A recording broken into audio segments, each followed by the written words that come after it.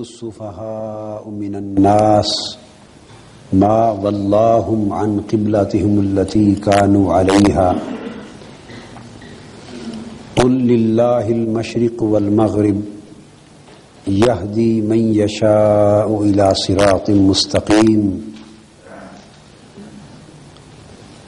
صدق الله مولانا العظيم۔ معزز خواتین و حضرات، اللہ جل مجدہ کی توفیق سے آج ہم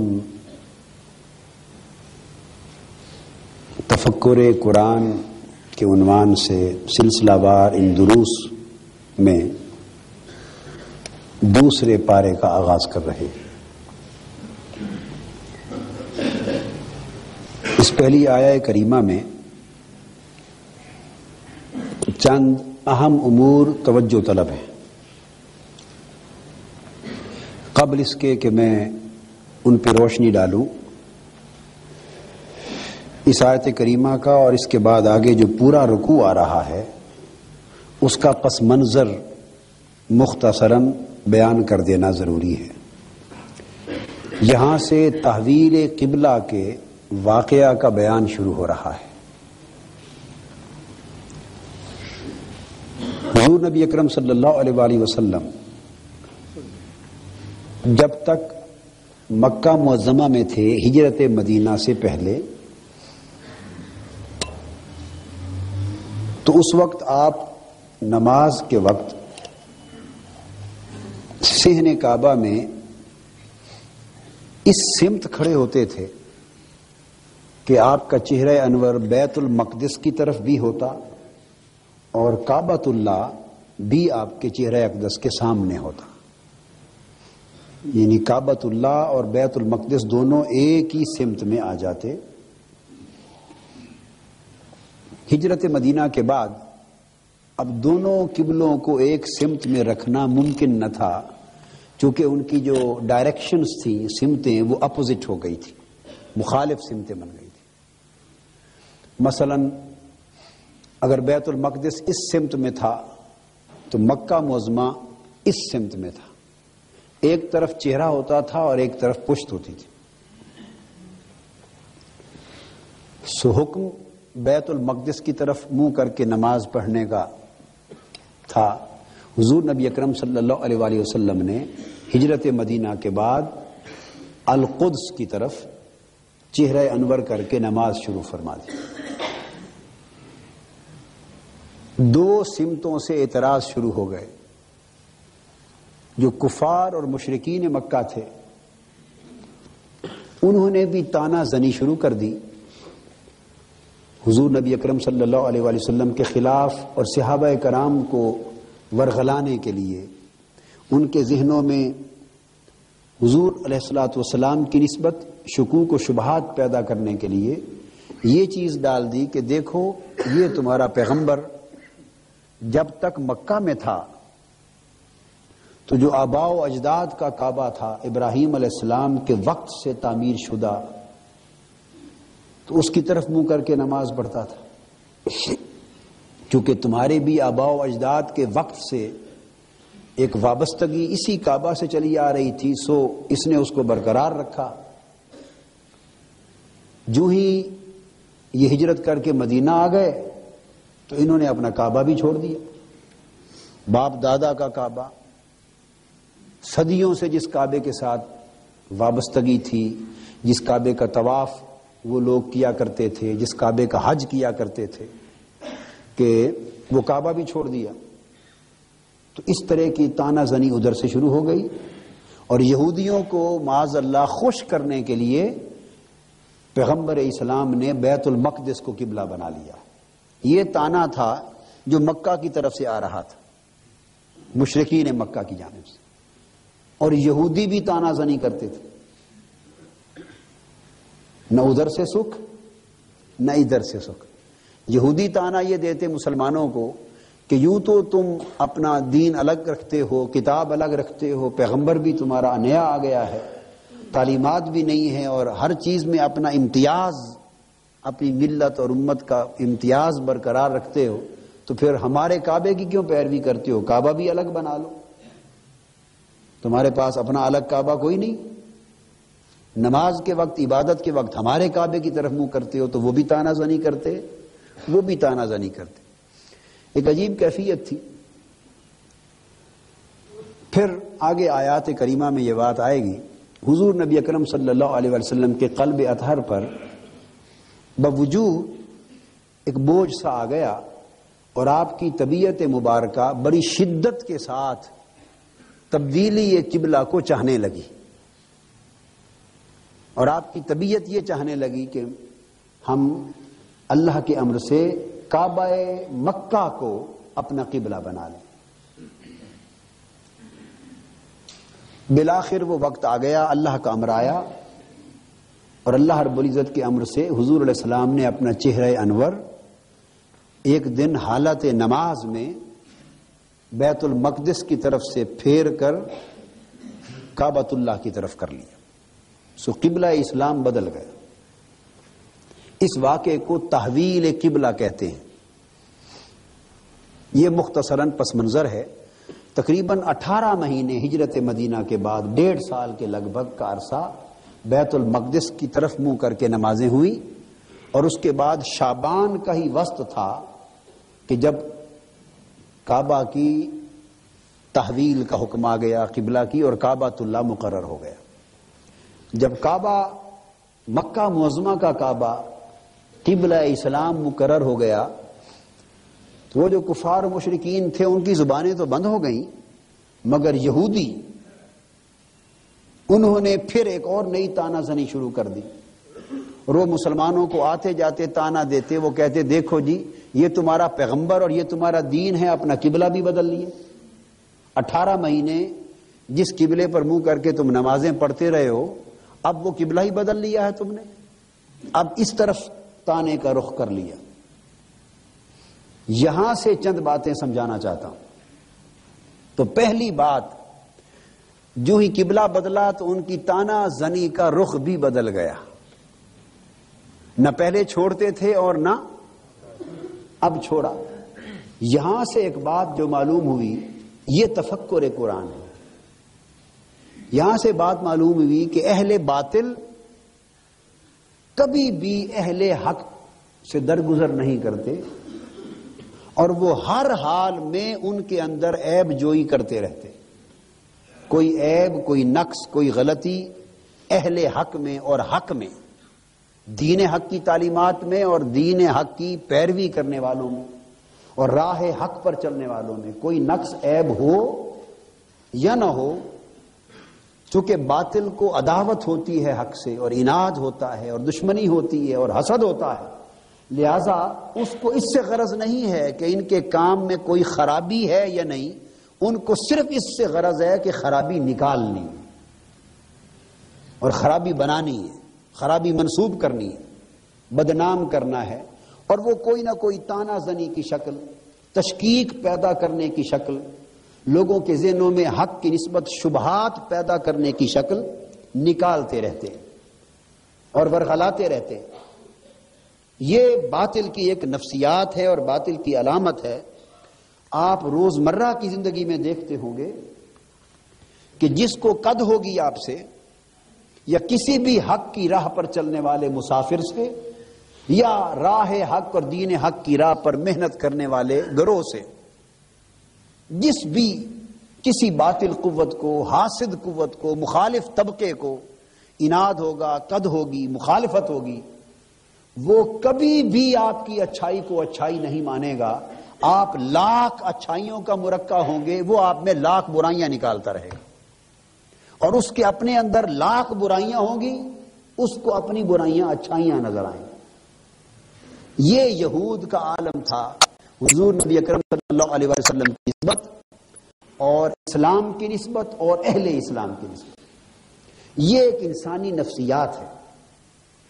اس کا نتیجہ یہ ہوتا ہے کہ پھر کچے کچے جو مسافر ہوتے ہیں، حق کی راہ پر چلنے والے، کمزور کارکن جو ہوتے ہیں اہل حق کی تحریکوں میں جد و جہد کرنے والے، جن کی طبیعتیں، جن کے فکر، جن کی سوچوں میں ابھی پختگی اور استقامت نہیں آئی ہوتی، تو وہ مخالفین کے اس طرح کے پروپیگنڈے سے وہ جو اچھال رہے ہوتے ہیں نقائص، عیب، کمزوریاں، خرابیاں جھوٹے طریقے سے، بطریق تہمت، تو وہ اس طرح کا ماحول وہ کریٹ کر دیتے ہیں ہر سمت سے کہ اہل حق میں سے جو ابھی کمزور کارکن ہوتے ہیں یا نئے نئے جن کا جو داخل ہوئے ہوتے ہیں اس لشکر میں، وہ گھبرا جاتے ہیں، متزلزل ہو جاتے ہیں، متذبذب ہو جاتے ہیں۔ یہ عمل منافق بھی کیا کرتے تھے۔ یہودیوں میں سے وہ لوگ اسلام قبول کر لیتے، 1 دن کے لیے، 2 دن کے لیے، 3 دن کے لیے، منصوبے کے تحت، سازش کے تحت صبح قبول کر لیتے، شام کو چھوڑ دیتے دین، دھڑلے سے اعلان کے ساتھ اسلام میں شمولیت کا اعلان کرتے، ہر کسی کو پتہ چل جاتا۔ اب ہر کوئی ابو بکر، عمر اور عثمان و علی جیسے فہم کا تو تھا نہیں، عرابی بھی تھے، بدو بھی تھے، دیہاتی لوگ بھی تھے، ان پڑھ بھی تھے، اسلام کی تحریک پھل پھول رہی تھی اور لوگ اسلام کے دائرے میں داخل ہو رہے تھے، صحابی تو بنتے جا رہے تھے، مگر استعداد، فہم، فکر، سوجھ بوجھ یہ تو ہر ایک کی اپنی صلاحیت کے مطابق تھی۔ سو وہ یہودی منافق بن جاتے اور اسلام میں داخل ہوتے، اور شام کو پھر اعلان کرتے یا اگلے دن اعلان کرتے کہ ہم اسلام کو چھوڑ رہے ہیں، ہم تو اسلام کو بڑی اچھی چیز سمجھ کر اور بڑی اعلیٰ تعلیم سمجھ کر اور بڑا اونچا دین سمجھ کر آئے تھے، مگر ہم نے تو اندر آ کے دیکھا اس میں تو ہے ہی کچھ نہیں، اس سے تو ہمارا اپنا دین بہتر تھا، تو ہم کیوں مفت اپنا دین چھوڑیں، اس کے اندر تو ہے ہی کچھ نہیں، لہٰذا ہم پھر واپس پلٹ کے جا رہے ہیں۔ تو وہ جو واپس پلٹ کے جاتا وہ تو منافق تھا، وہ تو آیا ہی اسی کام کے لیے تھا، مگر 1-2 کے قدم اور بھی اکھاڑ جاتا، اس طرح تذبذب پیدا کرتا، وہ تزلزل پیدا کرتا کچے کارکنوں اور نئے نئے اس لشکر اسلام میں آنے والے لوگوں کے بارے میں۔ اور یہ ایک ایسی دشواری تھی جو اسلام کے ہجرت مدینہ کے بعد ابتدائی کئی سالوں میں اسلام اور پیغمبر اسلام صلی اللہ علیہ وآلہ وسلم کو اسلام میں آنے والوں کی نسبت درپیش ہوتی رہی۔ یہاں 2 باتیں عرض کرنا چاہتا ہوں۔ ایک تو یہ میں نے عرض کیا کہ محض یہ سن کر کے کوئی عیب جوئی کر رہا ہے اور کوئی تانا زنی کر رہا ہے اور کوئی نقائص نکال رہا ہے، فقط اتنی بات سن کر کانوں کا اتنا کچا نہیں ہونا چاہیے کہ اسی پر ہی اعتماد کر لیا جائے اور آدمی خود اعتمادی سے محروم ہو جائے، اپنے مشن کے حق ہونے کے اعتماد سے محروم ہو جائے، اپنے راستے کی حق و صداقت سے محروم ہو جائے اور دشمنوں کا واویلا سن کر اس کے قدم لڑکھڑا جائیں۔ تو دین کا کام کرنے والوں کے اندر اتنی پختگی، فہم اور بصیرت میں، سوجھ بوجھ میں ہونی چاہیے کہ وہ تہمت اور صحیح تجزیے میں امتیاز کر سکیں۔ جہاں طبیعتوں میں اختلاف ہوتا ہے تو طبیعتوں کا اختلاف مفت میں نقائص نکالتا رہتا ہے، اس پہ نظر رہنی چاہیے۔ اب میں اس کی 2 روزمرہ کی مثالیں دیتا ہوں، وہ مزاح کا مزاح بھی ہے، لطیفہ بھی ہے، اور بات سمجھنے میں بڑی آسانی بھی ہو جائے گی۔ آپ ہر روز ہر گھر میں دیکھتے ہیں ساس اور بہو کا اختلاف ہوتا ہے، اگر اللہ نہ کرے، مگر اللہ کم ہی ایسا کرتا ہے کہ نہ ہو۔ اکثر ہوتا ہے، یعنی ساس بڑی محبت چاہت سے بیاہ کے لاتی ہے، کچھ عرصے کے بعد جب وہ چاہت ختم ہو جاتی ہے تو پھر ناپسندیدگی شروع ہو جاتی، تو بہو جب ناپسند ہو ساس کو تو بہو کی ہر اچھائی میں بھی ساس کو عیب نظر آتا۔ پھر کوئی ساس سے پوچھے بھائی اللہ کی بندی تیری بہو میں نقص کیا ہے، عیب کیا ہے، تو وہ کہتی ہے کہ آپ نے دیکھا نہیں آٹا گوندتے ہوئے ہلتی، اس کا آٹا گوندتے ہوئے ہلنا بھی نقص اور عیب نظر آتا ہے اس کو، یہ بھی عیب ہے، اس لیے کہ طبیعت میں ناپسندیدگی۔ اس طرح اگر بیوی کو شوہر پسند نہ ہو، بیوی کو، علامہ غالب صاحب، اگر بیوی کو شوہر پسند نہ ہو، نہیں، ان کا جو میں نے ذکر کیا وہ اس جملے کی نسبت سے نہیں، جس وجہ سے کیا وہ بات آگے آ رہی ہے کیونکہ ہم اس بات پر تو کوئی فتویٰ صادر ہی نہیں کر سکتے نا، وہ تو یہ جانے، اس بات پر نہیں، آگے بات آ رہی۔ تو شوہر اگر پسند نہیں تو وہ ولی بھی ہو، وہ پیر بھی ہو، یہ چونکہ پیر صاحب ہے نا، تو وہ ولی ہو، صاحب کمال ہو، صاحب تصرف ہو، جو کچھ ہو، بیوی نہیں مانے گی اس کو۔ سارا جہان مانے گا، بیوی نہیں مانے گی۔ میں کبھی کہا کرتا ہوں کہ ولی کی اس سے بڑی کرامت کوئی نہیں کہ اس کی بیوی اس کو مان لے. یہ سب سے بڑی کرامت ہے کہ اس کی بیوی اس کو مان لے. تو وہ ایک واقعہ حکایت مشہور ہے کہ وہ ایک صاحب تھے، صاحب کرامت ولی اللہ تھے، سارا جہان مانتا تھا، ایک بیوی نہیں مانتی تھی. ان کے دل میں خیال آیا کہ میں اپنی بیوی کو آج منواؤں. علامہ صاحب آپ بھی ایسا کریں کسی روز. تو وہ پھر انہوں ہوا میں اڑ پڑے اور گھر کے اوپر سے گزرے، گھر کے اوپر سے 2-4 بار گزرے. ان کی بیوی نے دیکھ لیا، مطمئن ہو گئے کہ آج میری کرامت بیوی نے آنکھوں سے دیکھی ہے تو چلو آج کے بعد مجھے مان لے گی. وہ ولی صاحب گھر آئے تو جب گھر پہنچے تو بیوی نے کہا آپ بھی ولی بنے پھرتے ہیں، آج تک ایک کرامت آپ کی نہیں دیکھی. ولی ایسے ہوتے ہیں، آج ایک ولی یہاں سے کئی بار اڑتا ہوا گزرا ہے. ایک ولی تھا کئی بار اڑتا ہوا گزرا ہے، اس کو ولی کہتے ہیں اور کرامت کہتے ہیں. کبھی آپ میں بھی ہوتی تو ہم مانتے آپ کو. جب یہ بات وہ کر چکی تو اس بیچارے ولی نے کہا بھی وہ تو میں ہی تھا، وہ تو میں ہی تھا. اس نے کہا اچھا اب پتا چلا. اس لیے اس کے توازن نہیں تھا اس میں. ایک طرف اس کی ایسے لگتی تھی جیسے ماری ہوئی ہے، فالج زدہ ہے، نیچے گری ہوئی تھی. وہ ٹیڑھا تھا، اڑ بھی ٹیڑھا رہا تھا. اب پتا چلا کہ وہ آپ تھے.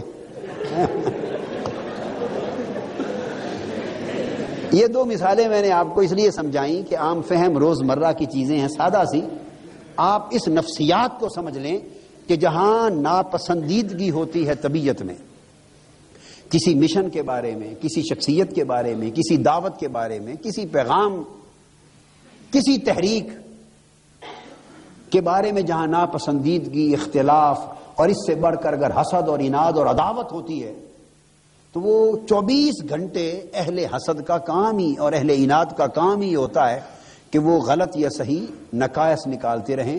اور یہ ایک بہت بڑا نفسیاتی حربہ ہوتا ہے تحریک کے کارکنوں پر کہ ان کو متزلزل کرنا. یہ ان کا ایک امتحان ہوتا ہے کہ ان کی خود اعتمادی اپنے مشن پر، اپنی راہ کے درست اور سچے ہونے پر کس قدر ہے. پختگی رہنی چاہیے. سو یہود نے یہ کام کیا کہ جب قبلہ بیت المقدس تھا تب بھی تانا دیتے تھے کہ تم اپنا الگ قبلہ بھی نہیں بنا سکتے. جس دن قبلہ بدل گیا اس دن بھی تانا شروع کر دیا کہ دیکھو یہ کیا دین ہے جس میں قبلہ ہی بدل جاتا ہے. اب قرآن میں یہ تو ایک بات تھی. اب قرآن مجید اس کا جواب دے رہا ہے اور ان کے اعتراض سے پہلے بیان کر رہا ہے. جب تحویل قبلہ ہو چکا تو قرآن فرما رہا ہے کہ اب یہ لوگ یہ کہیں گے، اور انہوں نے وہ کہا. مگر قرآن نے بیان کس طرح کیا؟ فرمایا سیقول السفہاء من الناس، لوگوں میں سے یعنی بیوقوف لوگ یہ کہیں گے. اب یہاں یہ نہیں فرمایا قرآن نے کہ یہودی یہ کہیں گے یا اہل باطل یہ کہیں گے. وہ اہل باطل بھی تھے، وہ یہود بھی تھے، دشمن بھی تھے، سب کچھ تھے. مگر قرآن نے ان کا ذکر کیا کہ اب بیوقوف لوگ یہ کہیں گے کہ مسلمانوں کو اپنے اس قبلہ یعنی بیت المقدس سے کس نے پھیر دیا جس پر وہ پہلے تھے، پہلے سے چلے آ رہے تھے. کس چیز نے ان کو اپنے قبلے سے پھیر دیا؟ ان کا ذکر قرآن مجید السفہاء کہہ کے کر رہا ہے کہ یہ بے عقل لوگ اور پاگل اور بے وقوف لوگ یہ کہیں گے، اعتراض کریں گے اب تحویل قبلہ کے حکم پر. یہاں سے جو بات معلوم ہوتی ہے وہ توجہ طلب ہے، وہ یہ کہ یہاں قرآن مجید نے عقل و دانش کا معیار مقرر کر دیا کہ عقل مندی کیا ہے اور بے وقوفی کیا ہے. اس کا ایک معیار اور پیمانہ مقرر کر دیا. حضور صلی اللہ کا امر تھا اور حضور علیہ الصلوۃ والسلام کا عمل تھا قبلے کا بدل لینا. تو اللہ کے امر پر اور حضور صلی اللہ علیہ وآلہ وسلم کے عمل پر، آپ کی سنت طیبہ پر اور آپ کی روش اور آپ کے طریقے پر اعتراض کرنے والوں کو قرآن مجید نے محض بے وقوف کہا کہ اگر یہ عقل مند ہوتے تو عمل مصطفیٰ پر اعتراض نہ کرتے. اگر ان میں عقل و شعور کی رتی ہوتی تو عمل رسول پر اور روش رسول پر تنقید نہ کرتے یا امر الہی پر اعتراض نہ کرتے. تو قرآن نے پیمانہ یہ دیا کہ جو لوگ اللہ کے امر پر اعتراض کریں، یعنی اللہ کے دین میں کوئی نقص نکالیں اور اللہ کی وحی کی کہ اندر کوئی کمی، کوئی کجی، کوئی جھول نکالیں، حضور علیہ السلام کی سنت طیبہ اور سیرت مبارکہ اور آپ کی روش اور آپ کے عمل اور آپ کی تعلیم اور آپ کے دیے ہوئے دین کے اندر اگر کوئی نقص، کوئی عیب نکالیں، خواہ وہ یہ کہیں کہ اب یہ قابل عمل نہیں رہا، یہ پرانے وقتوں کی چیز ہے، اس میں یہ نقص ہے، دور جدید کے لیے یہ فٹ نہیں ہو سکتا، ورکیبل نہیں ہے، فیزیبل نہیں ہے، پریکٹیکیبل نہیں ہے، کسی قسم کا کوئی نقص اور عیب نکالیں اللہ کے دین میں، اللہ کے امر میں، رسول کی سنت میں صلی اللہ علیہ وسلم یا سیرت طیبہ میں، تو قرآن نے پیمانہ مقرر کر دیا کہ اللہ کے امر اور رسول کے عمل اور دین کے اندر نقص نکالنے والا اپنے تئیں جتنا بھی عقل مند بنتا پھرے اور اپنے تئیں جتنا بھی دانش مند کہلاتا پھرے، اللہ کے ہاں اور قرآن کی نگاہ میں اس سے بڑا بے وقوف کوئی نہیں، وہ بے دانش ہے، بے عقل ہے، بے شعور ہے۔ اور اس کے برعکس عقل مند اور دانش مند کون ہے؟ عقل قرباں کن بپیش مصطفیٰ، عقل مند وہ ہے کہ اس کی سمجھ میں بات آئے یا نہ آئے، اس کی اپنی سوچ کے پیمانے پر وہ بات پوری اترے یا نہ اترے، جب اسے یہ پتا چل جائے کہ ہاں اللہ کا امر یہ ہے، رسول صلی اللہ علیہ وسلم کی سنت یہ ہے اور دین کی تعلیم یہ ہے، جب اسے یہ بات پتا چل جائے، اپنی عقل کا چراغ بجھا دے، اپنی فہم و دانش کا چراغ بجھا دے، اپنی سوچ اور فکر کا چراغ بجھا دے اور دہلیز فکر مصطفیٰ پر جھک جائے اور کہے میری عقل غلط کہتی تھی، سچ وہی ہے جو حضور نے بتایا ہے، میرے فہم نے خطا کی، حق وہی ہے جو اللہ کا امر آیا ہے۔ تو جو اللہ کے امر کو پیمانہ حق سمجھے اور اپنی عقل کو اس کے تابع کر لے وہ عقل مند ہے، اور جو اپنی عقل کو غالب سمجھے اور امر الہی اور امر دین کو معاذ اللہ اس کے تابع سمجھے، یعنی بات عقل میں آئے تو مانے اور عقل میں نہ آئے تو نہ مانے، جس کی عقل ایسی ہے وہ بے عقل ہے۔ یہ اللہ پاک نے السفہاء فرما کر لفظ عقل و دانش کا ایک پیمانہ عطا کر دیا، اور یہ آج کے زمانے میں بہت بڑا قیمتی پیمانہ ہے سمجھنے کے لیے، ایمان کی حفاظت کے لیے، ایمان کی حفاظت کے لیے۔ آج چونکہ ایک مادی دور ہے، نظری اور تنقیدی دور ہے، ہم ہر چیز کو ایویلویٹ کرتے ہیں، انالائز کرتے ہیں، کرٹیسائز کرتے ہیں، اور کریٹیکل اپریسیشن کے بعد جا کے بات کو قبول کرتے ہیں، عقل مانے تو قبول کرتے ہیں۔ یہ عقل مادی کی عادت ایمان کے باب میں، قرآن کے باب میں اور دین اسلام کے باب میں انسان کو کفر کی سمت لے جاتی۔ ہاں، اس کا مطلب یہ نہیں کہ بے عقل بن جاؤ، قرآن مجید نے افلا تعقلون، عقل کے استعمال کا حکم دیا، تفکر کا حکم دیا، تعقل کا حکم دیا۔ یہ جو کچھ ہم بیٹھے کر رہے ہیں یہ بھی تعقل ہی ہے، یہ بھی تفکر ہے، تذکر ہے، سوچنے سمجھنے کا اولی الالباب عقل والوں کو قرآن نے بار بار متوجہ کیا، دانش مندوں کو متوجہ کیا، تعقل، تفکر، تدبر اور تذکر کی دعوتیں دیں۔ حضور علیہ السلام نے جو پہلی دعوت اپنی رسالت پر ایمان لانے اور پیغام توحید کو قبول کرنے کی دی تھی، اس میں بھی عقل کی دعوت تھی۔ فرمایا تھا فَقَدْ لَبِثْتُ فِيكُمْ عُمْرًا مِّن قَبْلِهِ أَفَلَا تَعْقِلُونَ، میں نے تمہارے اندر عمر کا ایک بہت بڑا حصہ گزارا ہے، تم عقل سے کام کیوں نہیں لیتے؟ اب تطبیق، سوال پیدا ہوا کہ پھر تطبیق کیا ہوئی، جوڑ کس طرح بنا؟ ادھر آپ کہہ رہے ہیں کہ عقل کا چراغ بجھا دیا جائے دین کے سامنے، ادھر کہہ رہے ہیں عقل سے کام لیا جائے۔ تو تطبیق یہ ہے کہ دین کو اور ایمان کو اور اسلام کو قبول کرنے کی شرط عقل نہیں ہے، قبول کرنے کی شرط عقل نہیں کہ عقل میں آئے تو قبول کریں گے، بات سمجھ میں آئے تو قبول کریں گے، یہ پیمانہ نہیں، یہ بات الٹ ہو گئی۔ عقل کا استعمال دین کو قبول کرنے کی شرط کے طور پہ اللہ نے نہیں دیا، بلکہ دین کا قبول کرنا، ایمان کو قبول کرنا، اسلام کو قبول کرنا، یہ بن دیکھے بن سمجھے ہے۔ الذین یؤمنون بالغیب، جو دیکھے بغیر ایمان لاتے ہیں، بن دیکھے ایمان لاتے ہیں، بغیر دیکھے، بغیر سوچے، بغیر سمجھے ایمان لاتے ہیں۔ تو ایمان کا پیمانہ تو عقل کے استعمال کے بغیر ایمان بالغیب ہے. جیسے ابو جہل نے معراج کی صبح سیدنا ابو بکر صدیق کے دروازے پر جا کر کہا کہ اے صدیق ابو بکر، اگر کوئی شخص یہ دعویٰ کرے کہ میں راتوں رات یہاں سے بیت المقدس گیا، پھر آسمانوں پر گیا، پھر سدرۃ المنتہا گیا، اللہ سے کلام کیا، جنت دیکھی، دوزخ دیکھی، اور مکان و لامکان کی سیر کر کے واپس آ گیا، اور ابھی رات کا ایک لمحہ ہی بیتا تھا، اسی وقت ہی واپس آ گیا، کوئی ایسا دعویٰ کرے تو کیا تم مان لو گے؟ کیا یہ دعویٰ سچا ہو سکتا ہے؟ سیدنا صدیق اکبر رضی اللہ تعالیٰ عنہ نے یہ بات سن کر جواب دیا، ابو جہل تمہاری بات میں نے سن لی، پہلے یہ بتاؤ کہ یہ دعویٰ کیا کس نے ہے؟ اس کو یقین تھا کہ اتنا بڑا عجیب دعویٰ ہے کہ کوئی عقل بھی نہیں مانتی، تو اس نے بتا دیا کہ یہ تمہارے دوست نے کیا ہے، یعنی پیغمبر اسلام صلی اللہ علیہ وسلم، جن کا کلمہ پڑھتے ہو اور جن کا ساتھ دے رہے ہو، انہوں نے کیا ہے. تو سیدنا صدیق اکبر نے جواب دیا، ابو جہل نادان، تو نے آج تک ہمارے ایمان کی حقیقت کو نہیں سمجھا.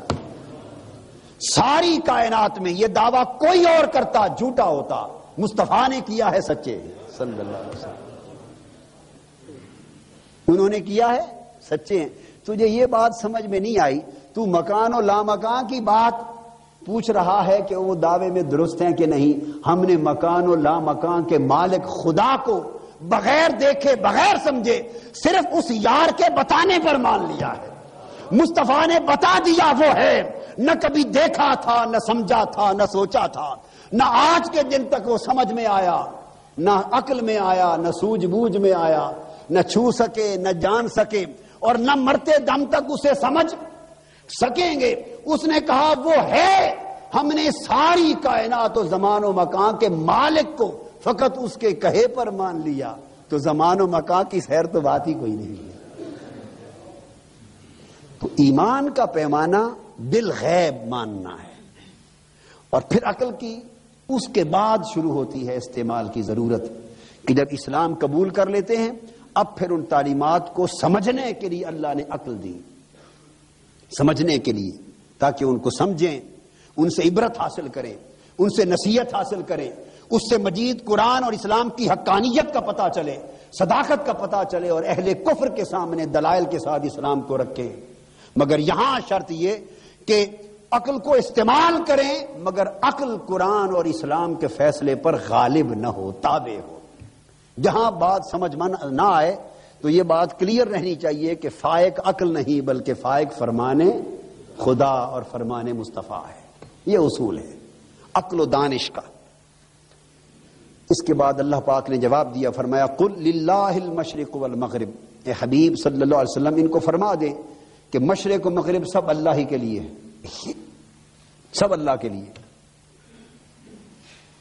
یہاں اللہ پاک نے ایک تعلیم دے دی کہ تمہارا زور اس پر ہے کہ نماز کے وقت رخ ادھر تھا اب ادھر ہو گیا، یا ادھر کیوں ہوا ادھر کیوں نہ رہا.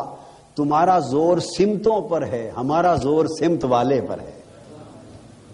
تمہارا زور سمتوں پر ہے، ہمارا زور سمت والے پر ہے. ساری سمتیں اسی کی ہیں.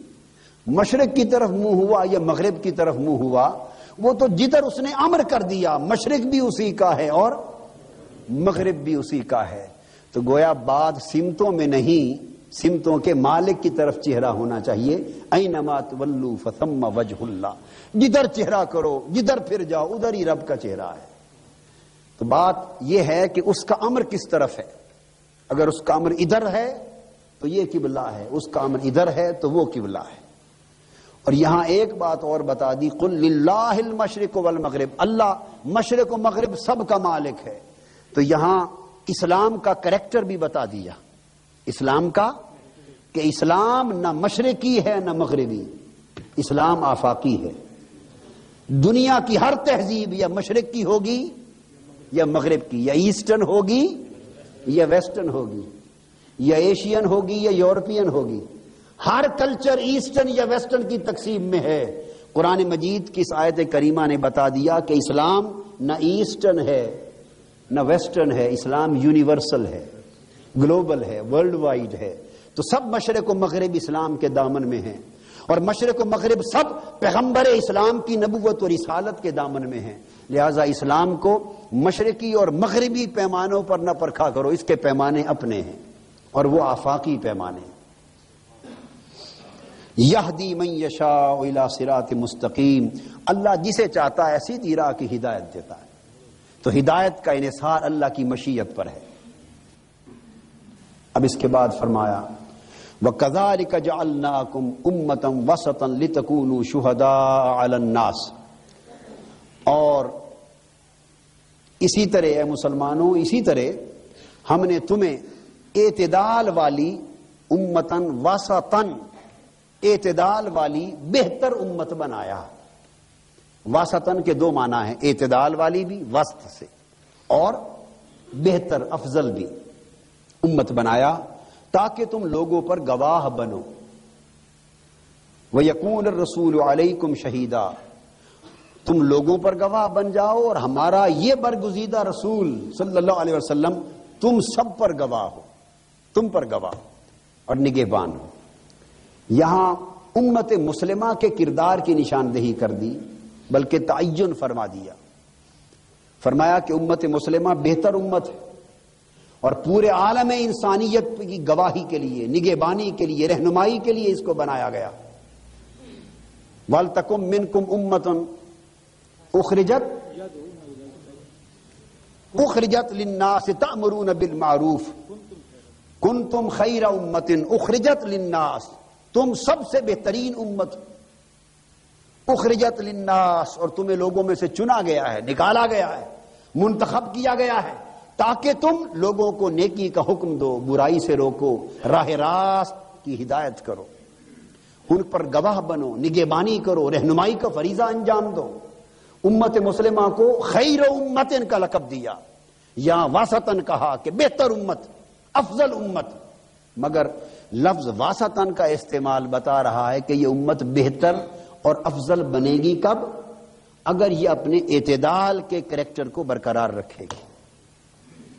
اگر امت وسط ہوگی، اعتدال پر رہو گے تو تمہاری ترقی ہوگی، اعتدال پر رہو گے تو تم بلند ہوگے، اونچے بنو گے. اگر راہ اعتدال کو چھوڑ جاؤ گے تو گمراہ ہو جاؤ گے. اب یہاں راہ اعتدال پر رہنا اور راہ اعتدال کو چھوڑ جانا، اس کی پھر آگے دو چیزیں سمجھنے والی ہیں. اس لیے کہ امتن وسطن، اعتدال والی امت، تو گویا امت کا راستہ سٹریٹ ہے، نہ رائٹ نہ لیفٹ. آپ کو پتا ایک زمانہ تھا کہ پوری دنیا کو رائٹ اور لیفٹ کے دو بلاکس میں تقسیم کیا گیا، اور امت کی بھی اور لوگوں کو، اقوام عالم کو، یہ امریکن بلاک ہے، رائٹ کہلاتا ہے، یہ رشین بلاک ہے، کمیونسٹ بلاک ہے، یہ لیفٹ ہے. تو یہ رائٹسٹ ہیں، یہ لیفٹسٹ ہیں. ملک میں بھی یہ چلتی رہی، اور اسلام کے نام لیوا بھی اپنے آپ کو رائٹ اس معنی میں کہتے رہے. بلاک وائز ان کا رجحان ایک دور تک رہا. موسٹلی کچھ لوگ لیفٹ میں چلے گئے. قرآن نے اس تصور کو رد کر دیا، فرمایا کہ یہ دائیں بائیں جو راستے راہ اعتدال سے نکلتے ہیں، یہ اسلام کے راستے نہیں، یہ گمراہی کے راستے ہیں. اسلام کا راستہ صراط مستقیم ہے، سیدھا راستہ ہے، صراط مستقیم. جیسے فرمایا نہ مشرق نہ مغرب، آفاقی. اس طرح فرمایا نہ دنیاوی تقسیم میں رائٹ نہ لیفٹ، سٹریٹ. اور دوسری بات اعتدال میں یہ سفر کی ہے، اور اعتدال کا پہلو ایک کریکٹر میں بھی ہے. وہ یہ کہ امت مسلمہ کی عظمت اور خوبی انفرادی طور پر اور اجتماعی طور پر یہ ہے کہ ان کے مزاج میں، ان کی طبیعت میں، ان کے برتاؤ میں، ان کے کردار میں، ان کے عمل میں اعتدال ہو، توازن ہو. یہ حسن ہے. اس میں انتہا پسندی کو رد کیا جا رہا ہے. آج ہم لوگ انتہا پسند ہو گئے. مسلمان غالباً دنیا میں ہم لوگ اپنی طبیعتوں کے اعتبار سے اور اپنے کردار کے اعتبار سے سب سے زیادہ انتہا پسند لوگوں میں شمار ہو سکتے ہیں. طبیعتوں میں انتہا پسندی، مذہبی زندگی میں بھی، سیاسی زندگی میں بھی. ہم اگلے دن بھی، کل پرسوں بھی بات کر رہے تھے. مذہبی زندگی میں جٹ دوسرے کو کافر بنا دی، جس نے اختلاف کیا اس کو کافر بنا دی. ہر دوسرے مکتب فکر کو کافر و مشرک اور جہنمی اور اسلام سے خارج کر دیا، واجب القتل کر دیا، انتہا پسندی، یعنی ہم اختلاف کو گوارا ہی نہیں کرتے۔ یہ اعتدال والی طبیعت کے منافی ہے۔ اعتدال والی طبیعتیں دراصل اسلامی طبیعتیں ہیں۔ اسلام کہتے ہیں جعلناکم امۃ وسطا، ہم نے تمہیں ایسی امت بنایا ہے کہ جن کی سرشت، جن کے خمیر، جن کے مزاج اور جن کی طبیعت میں ہم نے بنیادی طور پر اعتدال کا حسن رکھا ہے۔ انسان کے اندر بھی جو تسویہ فرمایا فَإِذَا سَوَّيْتُهُ وَنَفَخْتُ فِيهِ مِن رُوحِي، جب میں اس انسان کا تسویہ کر لوں، اس تسویہ میں بھی اعتدال اور توازن پیدا کرنے کی بات ہے۔ وہ اللہ پاک نے ہمارے دو آنکھیں دی، دو ہاتھ دیے، جسم کے اندر ایک اعتدال رکھا، یعنی آپ اپنی ظاہر زندگی کو دیکھیں، اپنی باطنی زندگی کو دیکھیں، شکل و صورت کو دیکھیں، سوچ کو دیکھیں، فہم و فکر کو دیکھیں۔ الہمہا فجورہا و تقواہا، نیکی کا فہم بھی رکھا، برائی کا فہم بھی رکھا، اچھائی کی طاقت بھی دی، برائی کی طاقت بھی دی، درمیان میں انسان کو رکھا، نہ نیرا شیطان بنا دیا، نہ نیرا فرشتہ بنا دیا۔ یعنی روحانی اعتبار سے، جسمانی اعتبار سے، فہم و فکر کے اعتبار سے، سوچ کے اعتبار سے، اللہ پاک نے انسانی ساخت کے اعتبار سے لقد خلقنا الانسان فی احسن تقویم، اس تقویم کے معنی میں بھی اعتدال کا مفہوم پایا جاتا ہے کہ انسان کو اعتدال کے ساتھ بہترین ساخت پر پیدا کیا۔ گویا اعتدال انسان کی سرشت ہے، اس لیے اس کو اسلام کی سرشت بنایا جا رہا ہے اور امت مسلمہ کی فطرت قرار دیا جا رہا ہے کہ اے امت مسلمہ کے افراد، تمہارے کردار اور عمل کا حسن اعتدال اور توازن میں ہے، کبھی افراط کا شکار نہ ہونا، حد سے بڑھنے والے نہ ہونا، تفریط کا شکار نہ ہونا، گھٹنے والے نہ ہونا، انتہا پسند نہ ہونا کبھی بھی۔ اور ہم نے اس سارے کے سارے اعتدال کو زندگی کے ہر معاملے میں ترک کر کے انتہا پسندی کر لی، ہم ون سائیڈڈ ہو گئے۔ ہم ہی میں وہ لوگ ہیں، اگر وہ صحابہ کرام کی محبت میں بڑھے تو اہل بیت کی محبت اور اہل بیت کے تعلق کو گھٹا دیا، اور صحابہ کرام کے حق کو یوں جانا کہ اہل بیت اطہار کے حق کو فراموش کر گئے۔ اور پھر اسی امت میں وہ لوگ ہوئے کہ جنہوں نے فقط اہل بیت کے حق کو پہچانا، اس حد تک کہ معاذ اللہ صحابہ کرام کی محبت اور ان کا اکرام اس کو خارج کر دیا اور صحابہ کرام کی نسبت دلوں میں بغض رکھ لیا۔ یہ بھی انتہا تھی، وہ بھی ایک انتہا تھی۔ جو راہ اعتدال کو چھوڑ کر انتہا پسندی کی طرف گیا وہی گمراہ ہو گیا۔ سیدنا علی شیر خدا رضی اللہ تعالیٰ عنہ نے فرمایا، اور یہ ان کی کتاب نہج البلاغہ میں ان کا قول درج ہے، اور حدیث پاک میں بھی ہے، حضور علیہ السلام نے بھی سیدنا علی سے فرمایا، اور حضرت علی نے پھر اسی قول کے حوالے سے اپنی نسبت فرمایا میری وجہ سے دو گروہ گمراہ ہو جائیں گے، میری وجہ سے دو گروہ گمراہ ہو جائیں گے، محب مفرط و مبغض مفرط، یذهب بهذا الحب الى غیر الحق و یذهب بهذا البغض الى غیر الحق، میری محبت میں بڑھ جانے والا کہ حق کو چھوڑ کے انتہا پسندی پر چلا جائے، اور دوسرا گروہ ہوگا جس کے دل میں میرا بغض ہوگا اور میرے بغض کی وجہ سے انتہا کو چلا جائے گا اور راہ حق کو چھوڑ دے گا۔ آج حضرت علی کی محبت میں افراط کرنے والے بھی آپ کو نظر آئیں گے، اور وہ لوگ ہوں گے کہ جو حضرت علی کی محبت کے افراط میں باقی صحابہ کرام اور خلفائے راشدین کی شان میں معاذ اللہ زبانیں تان دراز کریں گے، برا بھلا کہیں گے، اور حتیٰ کہ ان کے ایمان پر شک کرنے لگ جائیں گے۔ یہ ایک سمت ہے انتہا پسندی کی اور یہ گمراہی ہے۔ اور ان کے بغض میں افراط کرنے والے بھی آپ کو ملیں گے کہ جو ان کے مقابلے میں حضرت امیر معاویہ کی شان کو اٹھائیں گے، حتیٰ کہ اہل بیت اطہار اور سیدنا امام حسین کے مقابلے میں یزید کی تعریفیں کرنے لگ جائیں گے، یزید بدبخت کی تعریف اور توصیف کریں گے، اس کے مومن ہونے کو ثابت کرنے پر زور لگائیں گے، اس کے جنتی ہونے پر ثابت کرنے کو زور لگائیں گے، اور ایسوں کی بھی کچھ کمی نہیں کہ جو کہیں گے واقعہ کربلا کی نسبت کہ یہ دو شہزادوں کی جنگ تھی، امام حسین حضرت علی کے صاحبزادے تھے، یزید حضرت معاویہ کے صاحبزادے تھے، یہ دو شہزادوں کی آپس کی جنگ ہے، ہمیں کوئی حق نہیں کہ مداخلت کریں۔ انا للہ و انا الیہ راجعون۔ کہاں امام حسین جس کو تاجدار کائنات نے اپنی زبان چوسائی ہو، اپنے کندھوں پر سوار کیا ہو، اپنی زلفیں جن کے ہاتھوں میں دی ہوں، اور شہر مدینہ کی گلی کوچوں میں ان کو کندھوں پر بٹھا کر سواری کرائی ہو، اور یہ فرمایا ہو الحسن والحسین سیدہ شباب اہل الجنہ من حبہما فقد احبنی ومن ابغضہما فقد ابغضنی ہما ریحانتایا فی الجنہ، یہ میرے جنت کے دو پھول ہیں، جو ان سے محبت کرے وہ مجھ سے محبت کرتا ہے، جو ان سے بغض رکھے وہ مجھ سے بغض رکھتا ہے۔ جب ہم انتہا پر آتے ہیں ہم سب کچھ بھول جاتے ہیں، اور کہاں پھر اہل بیت کے نام پر صحابہ سے بغض رکھنا؟ حضور صلی اللہ علیہ وسلم نے فرمایا صحابۃ کلہم عدول، صحابی کا نجوم بأیہم اقتدیتم اہتدیتم، میرے صحابہ ستاروں کی مانند ہیں، جس کی اقتداء کرو گے ہدایت پا جاؤ گے۔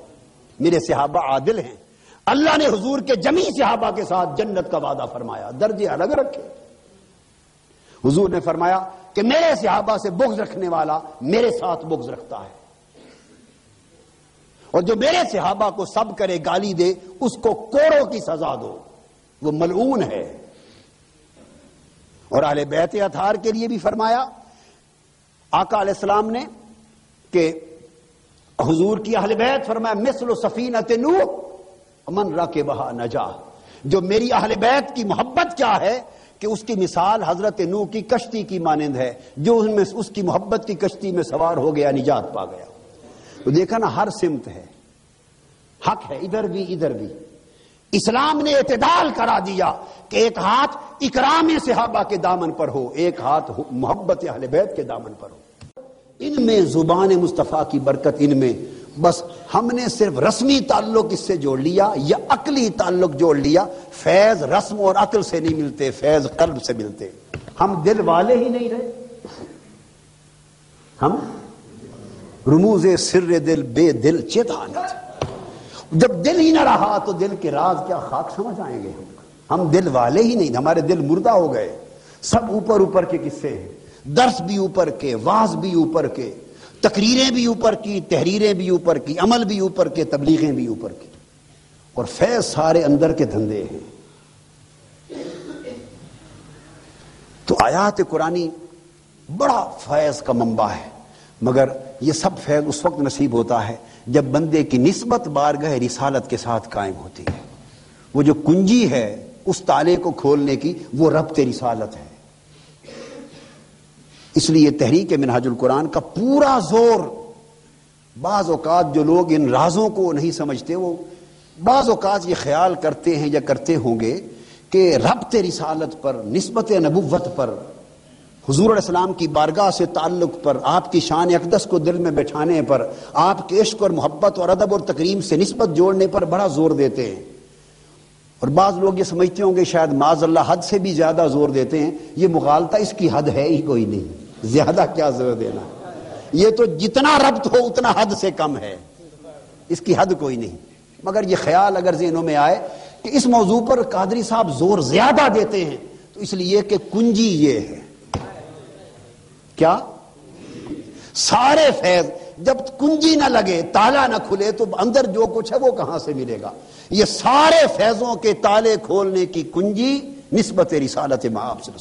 اس لیے اللہ پاک نے اس کنجی کو ہر جگہ چلایا، فرمایا یتلو علیکم، تلاوت میں بھی کنجی حضور کی نسبت، یزکیکم، تزکیہ میں بھی کنجی حضور کی نسبت، یعلمکم، تعلیم میں بھی کنجی حضور کی نسبت، ویعلمکم، اسرار اور معرفت میں بھی کنجی حضور علیہ السلام کی نسبت کی ہے۔ تو جس نے نسبت محمدیت صلی اللہ علیہ وسلم کو پختہ کر لیا، اس کو کنجی مل گئی۔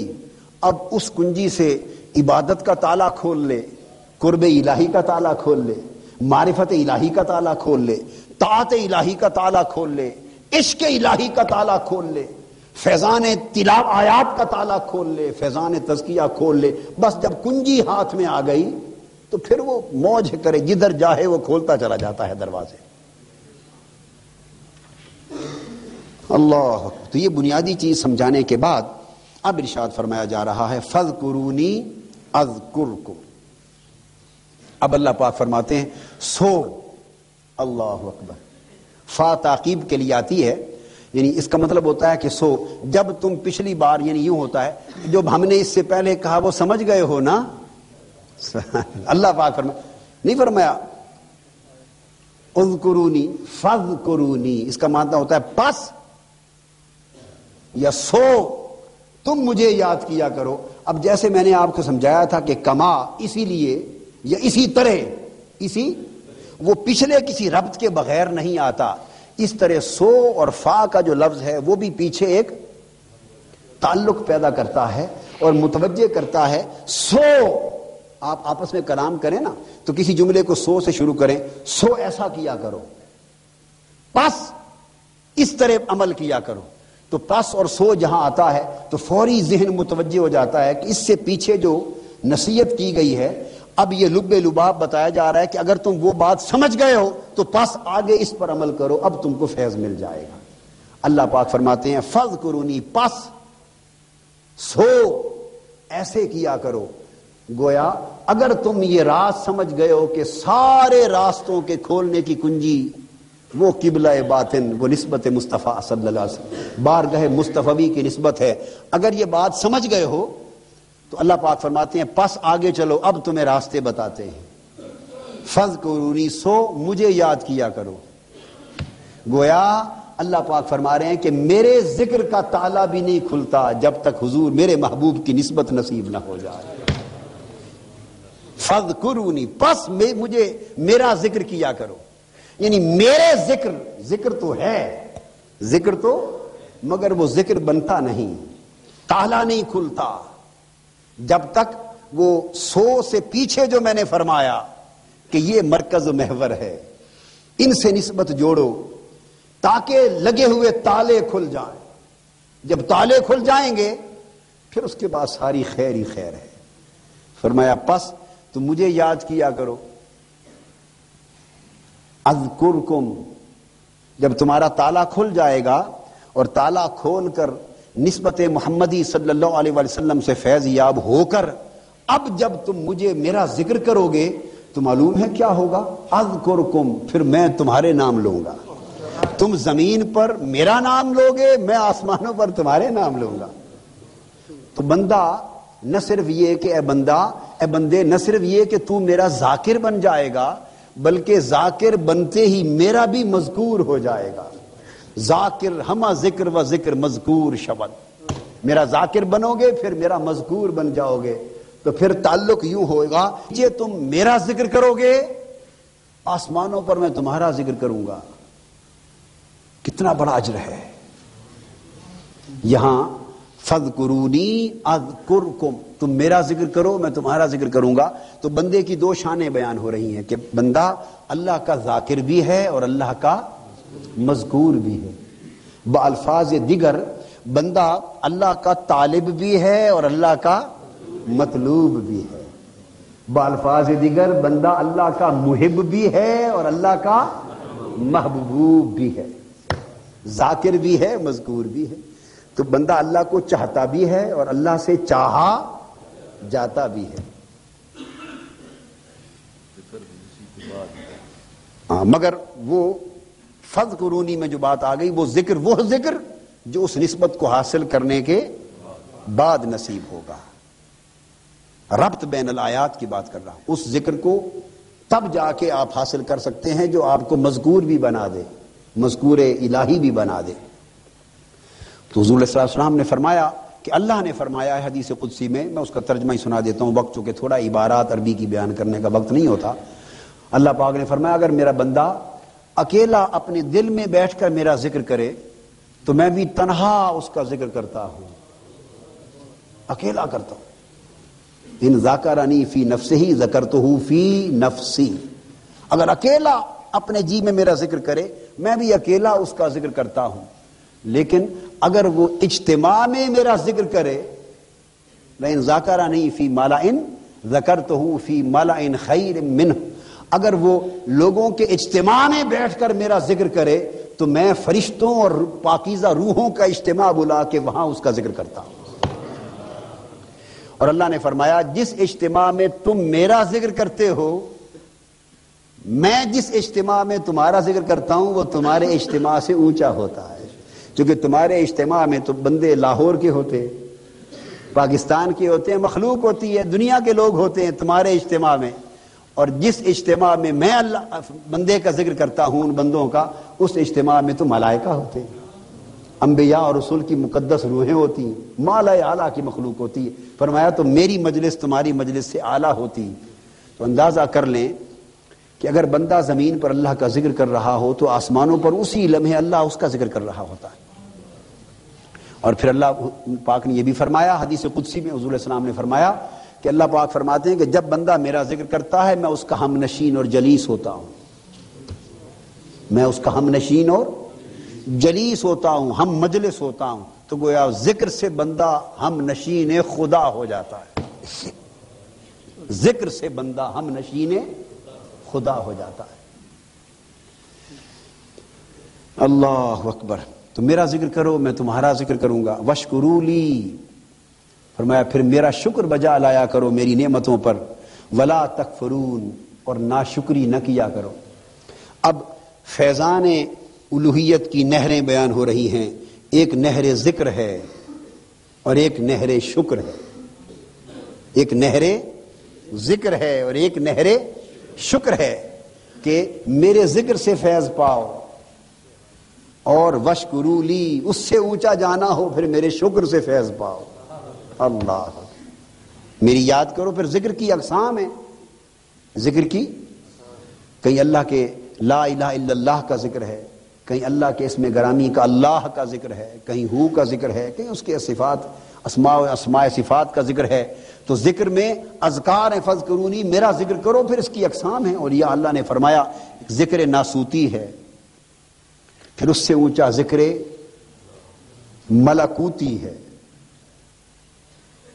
اس سے اونچا پھر ذکر جبروتی ہے، اس سے اونچا ذکر لاہوتی ہے، اس سے اونچا ذکر ہاہوتی ہے۔ اذکار ہیں، درجات ہیں، جیسے عالم ناسوت ہے، پھر عالم ملک ہے، پھر عالم ملکوت ہے، پھر عالم جبروت ہے، پھر عالم لاہوت ہے، پھر عالم ہاہوت ہے۔ اور یہ سارے عالم انسان کے اندر رکھے ہیں۔ یہ تارے ہیں اس من کی سارنگی کی،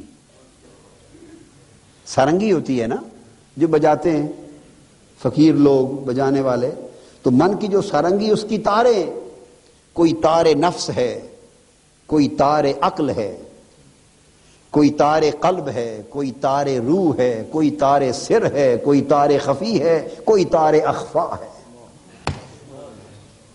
وَإِن تَجْهَرْ بِالْقَوْلِ فَإِنَّهُ يَعْلَمُ السِّرَّ وَأَخْفَى۔ یہ لطائف ہیں، اور ہر تار کو جب چھیڑتے ہیں تو اس سے الگ ساز نکلتا ہے، اور ہر ساز سے الگ سوز بنتا ہے۔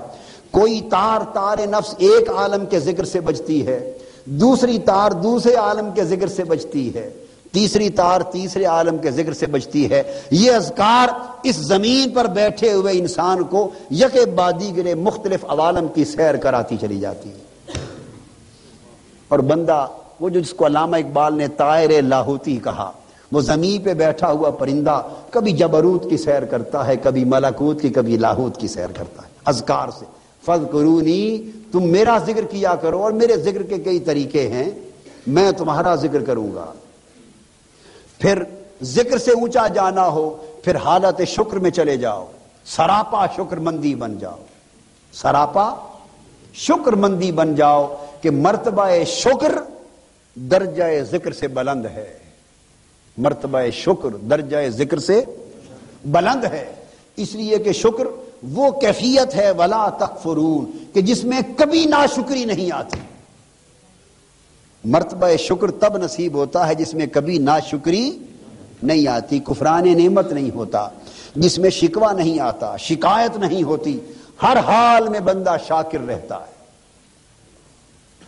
اس کے بعد فرمایا جیسے دو راستے یہاں بتائے نا، دو نہریں، نہر ذکر اور نہر شکر۔ اب اگلی آیت کریمہ میں دو نہریں اور بتا دی، کیا؟ نہر صبر اور نہر صلاۃ۔ نہر صبر اور نہر یا ایھا الذین آمنوا استعینوا بالصبر والصلاۃ، ایمان والو اب اگر مدد چاہو مجھ سے تو پھر ایک صبر کی راہ ہے، ایک نماز کی راہ ہے. صبر کا دامن تھاما کرو اور کثرت سے نماز پڑھا کرو، سجدے کیا کرو، عبادت کیا کرو، تو نماز سے میری مدد اور میری نصرت اور میری فتح نصیب ہوگی، انفتاح ہوگا. صبر و صلات سے کیا ہوگا؟ مدد نصیب ہوگی اور انفتاح ہوگا. نئی سے نئی صبحیں پھوٹتی چلی جائیں گی، نئے سے نئے انوار ملتے چلے جائیں گے. تو گویا ذکر کی تلقین کی، پھر شکر کی تلقین کی، پھر صبر کی تلقین کی، پھر صلاۃ نماز. اور الصلاۃ معراج المؤمنین، اس کو مومنوں کی معراج بنا دیا. اس معراج مومنین کی ذکر کیا، نماز کا.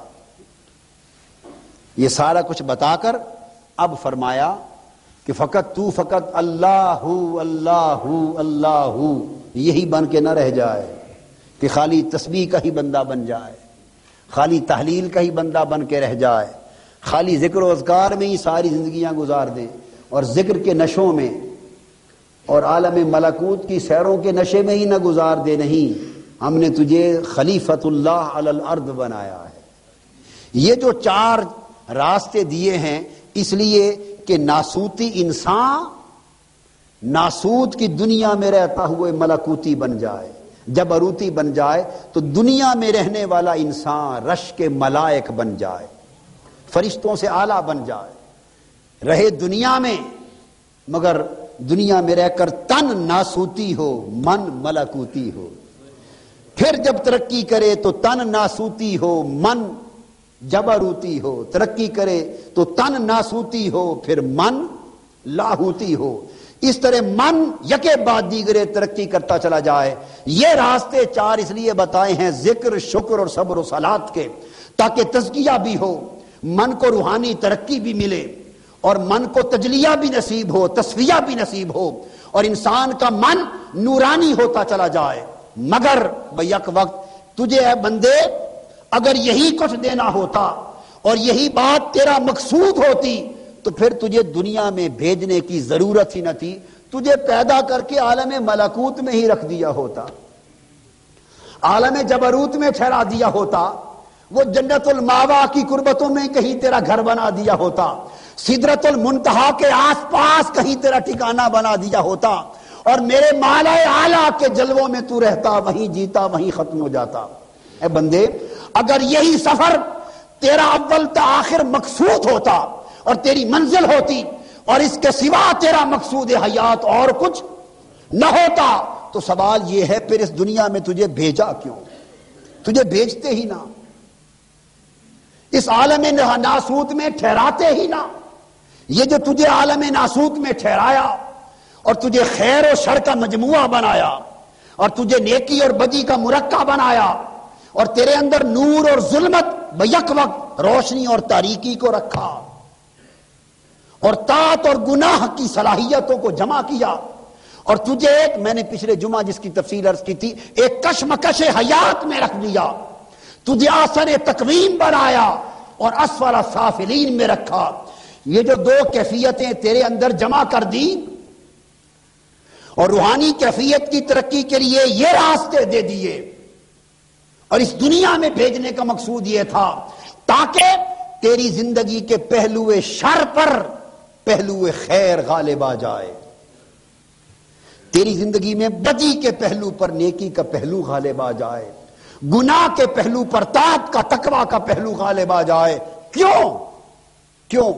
تاکہ اس دنیا کی کشمکش میں تجھ سے ایک کام لینا چاہتے ہیں، اور وہ کام کیا ہے؟ مولا اس کام کا راستہ کیا ہے؟ فرمایا 4 راستے جو پہلے بتائے وہ تیرے سنورنے کے لیے تھے. راہ ذکر تاکہ تو سنور سکے، راہ شکر تاکہ تو سنور سکے، راہ صبر تاکہ تو سنور سکے، راہ نماز و عبادت تاکہ تو سنور سکے. یہ 4 راستے اس لیے بتائے تاکہ تو سنور جائے اور بن جائے، تاکہ تو وہ بن جائے جو ہم بنانا چاہتے ہیں. تو مولا وہ سب کچھ ہمیں بنا کے تو ہم سے کام کیا لینا چاہتا ہے، کروانا کیا چاہتا ہے؟ فرمایا اب تجھے تیری منزل بتاتے ہیں. جب تو راہ صبر پر، راہ شکر پر، راہ ذکر پر، راہ صلاۃ و نماز پر استقامت کے ساتھ چلنے والا بن جائے گا اور تیرے نفس کا تزکیہ ہو جائے گا، تجھے استقامت علی الحق نصیب ہو جائے گی، تو طریق حق پر ثابت قدم بن کے چل پڑے گا، تیرا من مضبوط ہو جائے گا، تو تب ہم تجھے کہیں گے اب تیرا راستہ تجھے بتاتے ہیں. وہ راستہ کیا ہے؟ فرمایا وَلَا تَقُولُوا لِمَن يُقْتَلُ فِي سَبِيلِ اللَّهِ أَمْوَاتٌ. وہ راستہ یہ ہے جب تو تیار ہو جائے تو تیاری کے بعد اب باطل قوتوں سے ٹکرا جا، شیطانی طاقتوں کے ساتھ ٹکرا جا، دنیا میں شرکی قوتوں کے ساتھ ایک معرکہ بپا کر. پہلی تیاری تھی، منزل نہ تھی. وہ تیاری تھی طاہر صاحب، وہ تیاری تھی، منزل نہ تھی. وہ راستہ تھا، مقصود نہ تھا، تاکہ تو بن جائے. اور جب تیاری ہوتی ہے پھر سفر شروع کیا جاتا ہے. اور تیری جب یہ تیاری ہو گئی، اب سفر تیرا سفر جہاد ہے. اور مولا منزل کون سی ہے؟ فرمایا وہ شہادت ہے. سفر جہاد ہے، منزل شہادت ہے، شہید ہونا یا غازی ہونا غلبہ دین حق کے لیے. تو پھر فرمایا آگے اس راستے کی تیاری کے بعد پانچویں جو راہ ہے وہ راہ ہے جو تجھے منزل کی طرف لے جانے والی ہے. فرمایا جو لوگ اللہ کی راہ میں مار دیے جائیں، مارے جائیں، شہید کر دیے جائیں، ان کو مردہ نہ کہنا. اللہ اکبر. چونکہ اسی موت کے لیے تو انہیں یہ سارا پیچھے سے تیار کیا جا رہا تھا. یہ موت جس کو وہ پا چکے یہ تو ان کی منزل تھی. ارے نادانو، اس موت مرنے والے کو مردہ کہتے ہو؟ ارے جو منزل پا لے کبھی وہ بھی مردہ ہوتا ہے. جس کو منزل مل جائے اس سے بڑا زندہ کیا ہے؟ مردہ تو وہ ہیں جو بے منزل مارے گئے، جنہیں منزل نہ ملی، جنہیں منزل کا ہوش نہ آیا، جنہیں منزل کی خبر نہ ہوئی، جنہیں منزل مقصود کا تعین نہ ہو سکا اور مر گئے. مردہ تو وہ ہیں جو منزل پہ پہنچ کے مر گئے، وہ تو زندہ ہے. جو صحیح راہ پہ پہنچ کے مارے گئے، منزل پا گئے، وہ تو زندہ ہیں. اس کے لیے تو تمہیں تیار کیا جا رہا تھا. تو فرمایا ان کو مردہ نہ کہنا، بل احیاء، وہ زندہ ہیں، ولکن لا تشعرون، مگر تمہیں ان کی زندگی کا شعور نہیں ہے. تم مادی لوگ ہو، تمہیں کیا خبر کہ شہیدوں کی زندگی کیا ہوتی ہے. لا تشعرون، تمہیں شعور ہی نہیں. ایک لفظ بول کر ساری بحثوں کا حل کر دیا، سارے مناظرے ہی ختم کر دیے. جب شعور ہی نہیں تو ان کی زندگی مرنے کے بعد بھی زندہ رہتے ہیں، اب تم سے بحث کیا کریں. اللہ فرماتا تمہیں شعور ہی نہیں ہے. ہائے ہائے. دیکھو نا، فرمایا ولا تقولوا لمن یقتل، قتل کر دیے گئے، مارے گئے، ان کے مر جانے کا بھی انکار نہیں، ان کے مر جانے کا انکار نہیں، مگر مردہ کہنے کا انکار ہے. مرے ہیں پر مردہ نہ کہو. ہائے ہائے ہائے. مر گئے ہیں وہ مگر مردہ نہ کہو، اس لیے کہ ان کو تو اس موت نے وہ زندگی دے دی ہے. یہ موت ان کا دراصل کامیابی اور کامرانی کا پیغام تھا. اس موت سے انہیں وہ زندگی مل گئی ہے کہ جس زندگی کو تم زندگی سمجھتے پھرتے ہو، ایسی لاکھ زندگیاں اس زندگی کی دھول پر قربان ہو جائیں. کیونکہ اس زندگی میں کیا، یہ تو پردے کی، یہ تو ساری موتیں جو آ رہی ہیں اس میں تو حجاب میں انسان مر گیا. ہائے ہائے ہائے. حجاب میں مر گیا، پردے میں رہا اور مر گیا. اور جس موت کو ہم کہہ رہے ہیں کہ اس کو مردہ نہ کہنا، وہ ایک ہی تو موت ہے جس میں حجاب اٹھ گیا، جس میں حجاب اٹھ گیا، پردہ اٹھ گیا. اور فرمایا کہ اس لیے یوں تو کئی مرنے والے ہوں گے، مگر راہ حق میں مرنے والوں کی موت جدا ہوگی. وہ جب اللہ کے حضور جائیں گے تو سارے لوگ جو جنت میں پہنچیں گے وہیں رہنے کی تمنا کریں گے. سب جنتی وہیں رہنے کی تمنا کریں گے. اور جو موت شہادت کے دروازے سے گزر کے آئے ہوں گے وہ عرض کریں گے مولا ہماری درخواست بھی سن لے. کیا وہ تمنا کریں گے مولا تیری جنت کو دیکھا, ان لذتوں کو راحتوں کو دیکھا, بڑی چیز ہے, پر مولا جو مزہ اس لمحے موت میں آیا تھا وہ ساری جنت میں کہیں نہیں. جو اس لمحے شہادت میں جو لطف آیا تھا, جو لذت آئی تھی, وہ تیری ساری جنتوں میں ڈھونڈ دیکھا ہے, نہ وہ حوروں میں نہ قصور میں, وہ کہیں نہیں ہے مولا. اس لیے کہ یہاں ساری نعمتیں تو بے نقاب ہیں, پر نعمت والا تو نقاب میں رہتا ہے. جنت میں نعمتیں تو بے نقاب ہو گئی ہیں, پر نعمتوں والا نقاب میں رہتا ہے. تو ہم جنتی نعمتوں میں کھو گئے ہیں. مولا ہمیں تو نے وقت شہادت نعمتوں والے کی جھلک دکھائی تھی, اور جس نے نعمت والے کے حسن کی جھلک دیکھ لی ہو وہ نعمتوں پر کیسے ٹکتے ہیں. وہ کہیں گے مولا ہمیں واپس بھیج دے, اور بار بار بھیجتا جا. ہم لڑیں مریں پھر زندہ کیے جائیں, مریں پھر زندہ کیے جائیں, مریں پھر زندہ کیے جائیں, اور یہ زندگیوں پہ زندگیاں ملتی جائیں, اور مولا تیرے نام پہ قربان ہوتی چلی جائیں, کہ اس ایک لمحے کی خاطر 1000 زندگیاں قربان. تو فرمایا جس موت کی تمنا کرتے پھرتے ہیں لوگ جنت میں جا کر, تم اس کو مردہ سمجھتے. تو مرنے کا انکار نہیں ہے. کل نفس ذائقۃ الموت, ہر ایک کو مرنا ہے اور موت کا ذائقہ چکھنا ہے, پر مردہ سمجھے جانے اور مردہ کہے جانے کا انکار ہے, وہ مت کہا کرو.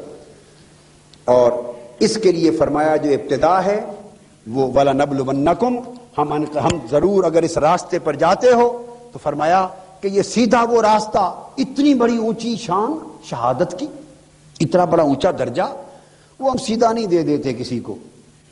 بس اس کے لیے بھی راستے سے گزارتے ہیں, آزمائشیں ہوتی ہیں. کسی کو خوف کی آزمائش میں ڈالتے ہیں, کیا خوف و خطر کی آزمائش میں ڈالتے ہیں, پھر کسی کو بھوک کی آزمائش میں ڈالتے ہیں, کسی کو مال کے لٹ جانے کی آزمائش میں ڈالتے ہیں, کسی کو پھلوں کے نقصان میں ڈالتے ہیں. وَلَنَبْلُوَنَّكُمْ بِشَيْءٍ مِّنَ الْخَوْفِ وَالْجُوعِ وَنَقْصٍ مِّنَ الْأَمْوَالِ وَالْأَنفُسِ وَالثَّمَرَاتِ.